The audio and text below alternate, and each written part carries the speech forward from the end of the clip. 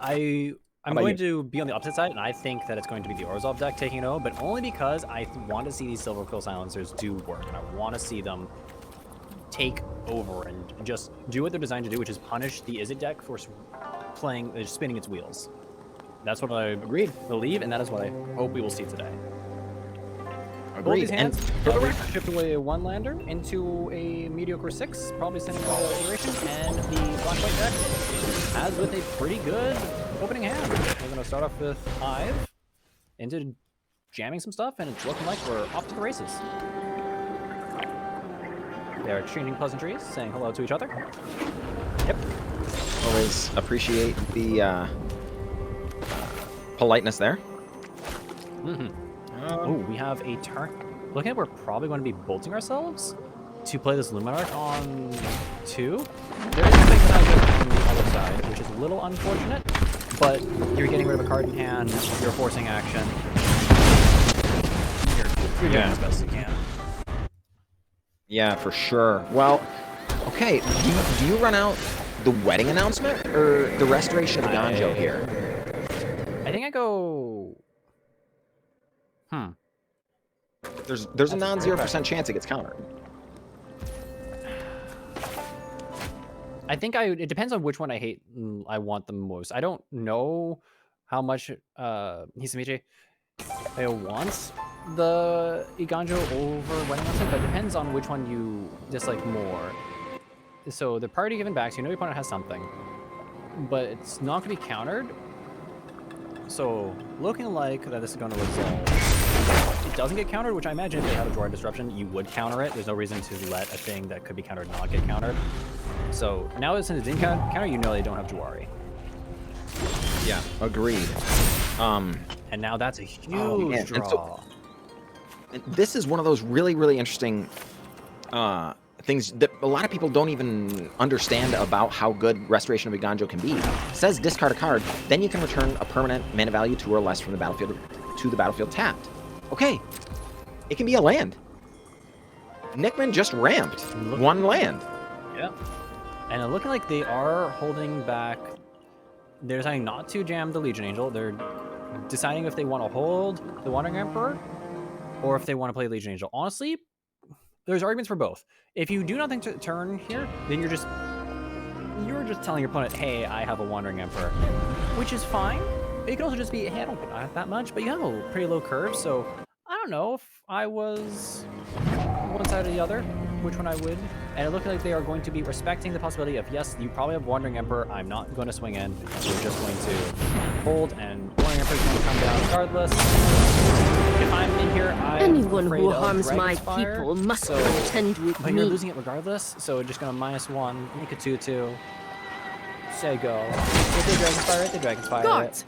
to me! Yep. That card's always going to get you there, right? Exactly. That's not really a card. You can play around it to a certain extent, but it's always going to get you. If they have the gold span or whatever, which in fact we know they do, it's still... So you plus it. Great. You know what? They're going to attack you with a gold span dragon and make a treasure and then choose their dragon to kill your Wandering Emperor anyway, so it's always getting you. The alternative is never doing anything, which I think is going to be much worse. You do want to get the opponent on a clock here, I would think. Right? Agreed. And then we get to a swing in here for 3. Your opponent's going to take 3, and I believe you go Wedding Announcement here and hold up the Hagar Mauling. There's like, what? How many basics are in this deck for the Jess guy? Negative amounts of basics in the deck. Nope, I lied. Yeah. There is 1 island and there's one mountain. 1 island, 1 mountain.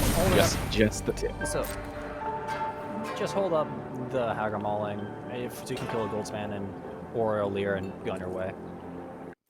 Agreed. 100% agreed. Which is if they're probably going to get rid of the... So they get rid of the Ganjo, and they're probably going to get rid of the Emperor.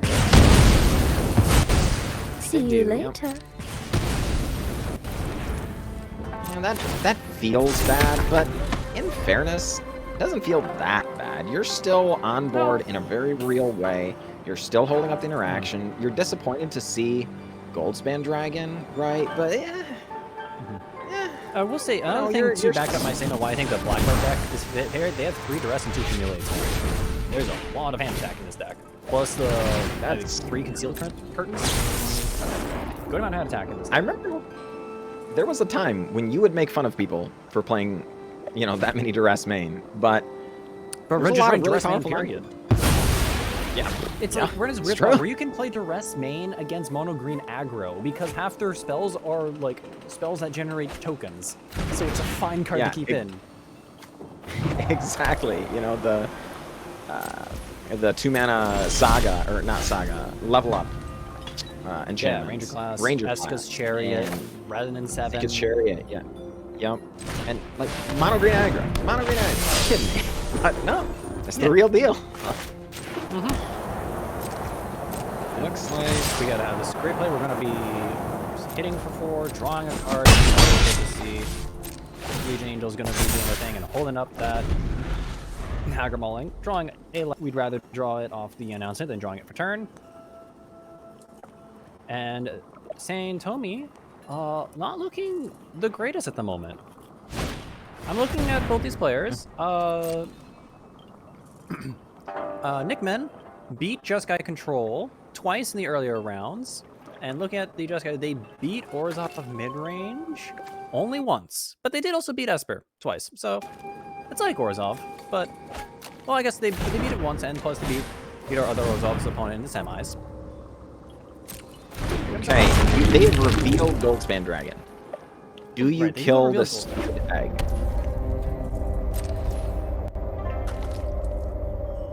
Because this is tough. That will flip into an Ashmouth Dragon, and it will do it far sooner than you're ready for it. I think right? if you're going to remove it, you remove it on the turn that's going to flip. But here comes a Dwarf Disruption going to ruin your plans. It feels bad. It does. But at the same time, it's not the worst. And here comes a Humiliate. Oh, Humiliates. And that's not just any duress, that says anything. So, hey, do you want to deal with the Goldspans, or do you want your opponent to have a Leer?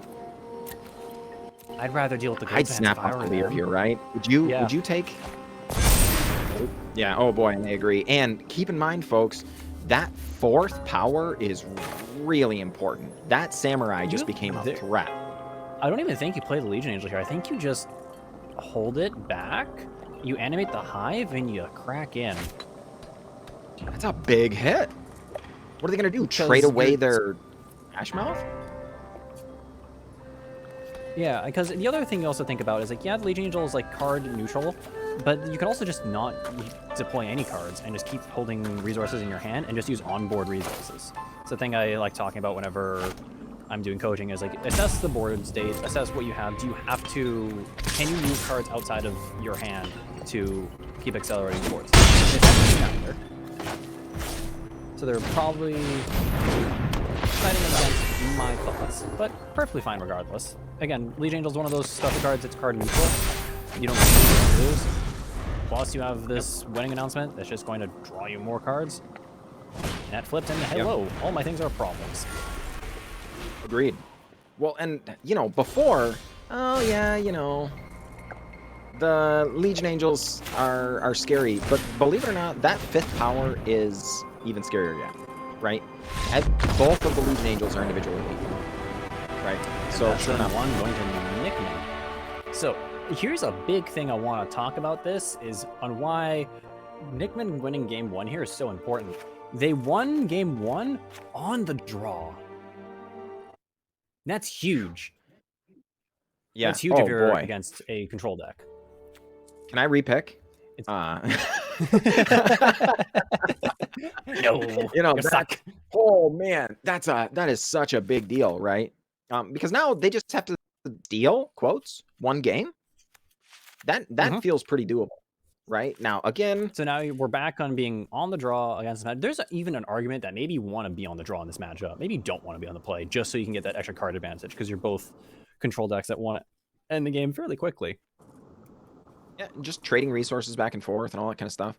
It is notable that the sideboard that Nickman has wasn't quite as, you know, full of haymakers as the last black-white opponent, but there was quite a bit here, right? You have options to bring in. Not the least of which, those couple of go blanks we had talked about before. you know, Soul Shatters, the well, it looks like So the interesting. Cineclasm is Oh being brought in, okay. which makes sense. They're going down Yeah. to... Are they looking like they're not only boarding in one of their... Or boarding out an egg, which is interesting. I think egg is so important in this Yeah. matchup. I don't think I'd board them out, but if they are saying, no, I'm going to board them out, they're also boarding out Lear, putting it to 1. And it looking like Nickman's deciding on how they want to approach this. They have taken out all their lulls because they think it's going to be too high because they know your opponent's going to be bringing in dissample strokes. They boarded out the Meathook Massacres, which also makes sense. It's not a very good card this matchup. They're debating on Infernal Grass, leaving know your opponent has the egg. How much emphasis do you want to put on getting rid of the egg? Sure. Seismic Wave coming in. Nope. Taken out. Okay. Okay. Yeah, and last second submission. All right. If Nickman takes this home, you know, we have an announcement to make, right? So Sanetomi needs to make sure that doesn't happen, right? And okay, like no red mana. That's rough. You've got 3 lands, quotes, but no red mana. Sure That's enough, they send it back. That's a pretty mediocre 6. Yeah, not great. And this is a pretty good hand from Nickman. Oh, double duress. Oh boy. Oh man. And so they just be like, hello, I would like you to not have a hand anymore. It's my favorite. The favorite kind of Magic the Gathering. The Magic the Gathering where they don't get to play the game. Yeah, correct. Right. And it feels the worst when you're on the mulligan already. And here's Sanetomi just going, man, I want to play Magic. And Nickman's saying, nah, man. Nah, I'll play the Magic for both of us. And reaches in there, takes cards right out of the hand. Oh, my goodness. Feels bad. Feels bad. So Sanetomi trying to decide how best to go about playing Magic now. And man, what do you want to draw? Is it just Expressive Iteration?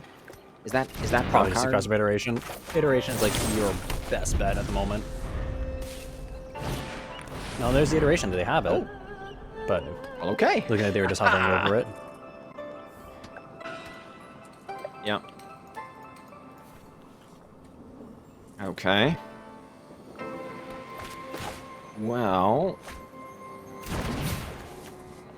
looks like they're going to be doing a little bit of... Yeah, holy crap. Feels so bad. Oh, absolutely. Sanetomi going back and forth, looking at the board, looking at the thing, just trying to decide. Sure enough. Okay. And... is going to foretell? Does. Okay. So the that makes sense. You definitely want to foretell here because you want to be able to protect your stuff. Now, Nickman's more than likely probably... So you have options. If I'm a Nickman side, I'm probably just going Hagar Mauling tapped into duressing them again. Either getting... I guess you don't really care about the dissample stroke. So you could go Concealing Curtains and just, you know, do all the stuff. Yeah. Yeah, I think we might be frozen up on Nickman's side. You know, folks, we apologize for the connection issues here. They're working with they've only got just so much they can. Whoa. Right. Sure enough, we jump ahead a bit. Well, I'm glad that we just jumped ahead in time. Holy butts. All right, so what happened here? We have Econtra Council that was played. We had Concealing Curtains that looked like he was discarded and added and flipped. It looks like that we went a couple turns of the Jeskai player being unable to draw any lands. So they're currently stuck at 4. Yep. Oh, I kind of wish we got those returns because it looks like there's a Goldspan Dragon, but it's in the bin now. And I guess no, it wasn't Hagar Mauling. Mauling was played as a land. I assume. Makes sense. Yeah, they probably put the curtains. Yeah. And But I mean, it's just so bad. The disdainful strokes there. And it's doing nothing. You have a bunch of yes, disable stroke all my three cost cards. Do it. Right. Yeah. Exactly. This feels so bad. And you know, how do you recover from this turn when your opponent just slams another Restoration of a Ganjo, right? Yeah. Man, it feels so bad. Yeah. I think if rules interactions are right, I believe you can play Emiria from the graveyard as a land. I think from Ganjo. It's a spell I'm on the sure. front side, right? You can play MDFCs as lands with Crucible. I'm just wondering if the works well with putting a permanent into play, because it's technically not a permanence, but it's a land. Hmm. Weird ruling interactions are weird, but besides the point, I doubt that's going to come up here. We're probably just going to see this Iganjo be cast, not Iganjo, this Emiria Call just be cast straight up. Yeah. Well, and man, the mini Brimaz there, the Restoration of a Ganjo flipped. Oh yeah. Just coming with its own army. These little 1/1s don't seem like much, but they stack up. When you can, oh boy, I was about to bring it up. When you're about to fire up Hive of the Eye Tyrant here and swing in for 25 million damage, creating more, holy cats, that just feels bad, man. This is insane. This feels really bad. All right, Dragon's Fire going to be cast on the Ganjo. It's not a permanent solution, but it's a solution for now. But here comes 7 damage. And more likely going to be exiling the Memory Deluge. No Deluge for you. That one got discarded twice, right? One from your hand, and then exiled from the bin. Here comes Goldspan. But looking at the Goldspan will be able to live. They will be able to keep it up thanks to the Shinjuri Shelter. But they're at 10. So you can't really... Do you attack here? Because, I'll be honest, you're not blocking. They have 2/3 X's with Menace. I mean, you take an extra damage, which could matter when all your opponent's attackers are 3 power. The problem is they're getting the stupid Restoration of a Ganjo back, right? The Architect of Restoration is called on the backside, which is just another attacker. Yeah, this is so unfortunate. This for is them. so brutal. Yeah. And I guess you are Nickman suffering from a embarrassment of riches here with the exile spell in hand, just thinking, do I do it now or do I do it later, you know? So here comes the attack. I think they're just taking it because they just don't care. Yeah. I mean, you don't really need to care either. Your clock's faster than your opponent's. You have a board state. You're going to maybe cast... You know your opponent has a disable stroke because you're never casting this Marius Call. So we're just going to animate, attack our opponent for 7, and just say, kill me next turn. Kill me this turn. If you don't, I win. Correct. And... Which, I'll be honest with you, sometimes doesn't work out. True. Sometimes they do it. You know, they call your proverbial Sometimes bluff. they get there. Yeah, the proverbial bluff has been called, and they're just like, no. So honestly, actually, in this position, I wouldn't shelter here. I would have gone Windfall, then sheltered. Makes sense. Giving pro black, making sense. All right. This is Spikefield Hazard. All right. So let's start the train rolling. So we're gonna go crack our treasures for some mana. Ditch this disable stroke that's doing negative amounts of stuff.